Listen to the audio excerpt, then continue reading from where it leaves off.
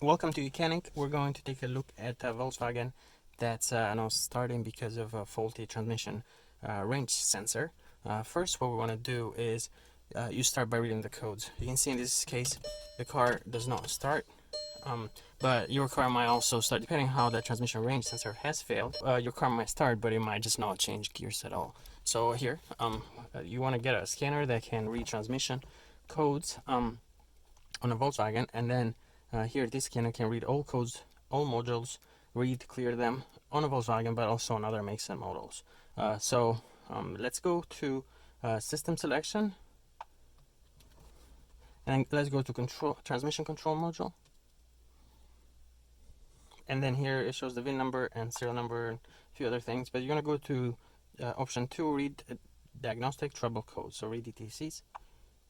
And you can see here we have two codes: transmission range sensor A circuit, transmission range sensor. Here's our engine bay, and if you look right here, we have the transmission under the battery right down here, and the transmission range sensor is that part right there. You can see the cable that connects to your shifter, and this is the range sensor itself. Let's look down here from a better angle.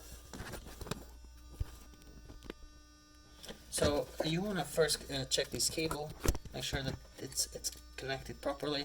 See, you can see that's loose. Sometimes the sensor itself might fail, so if that sensor fails, you need to replace it.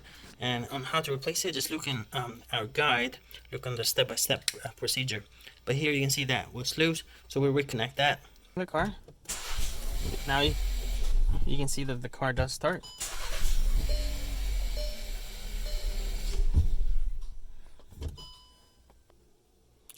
So, in addition to the transmission control module, you might want to check the codes in the engine control module as well.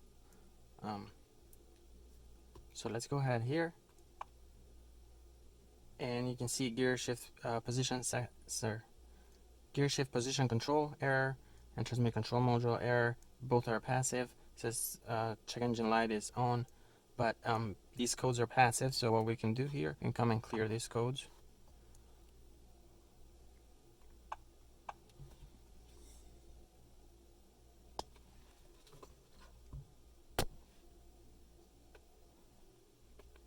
We'll come back, clear them.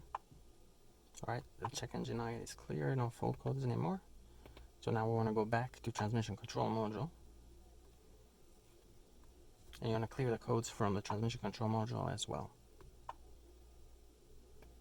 You can see it says no codes, but go ahead and clear them. Press yes, yes, and no fault codes. Now if you do have an active code, if you still have an issue with that range sensor, range selector sensor, you're gonna have an active code. You won't be able to clear it anymore.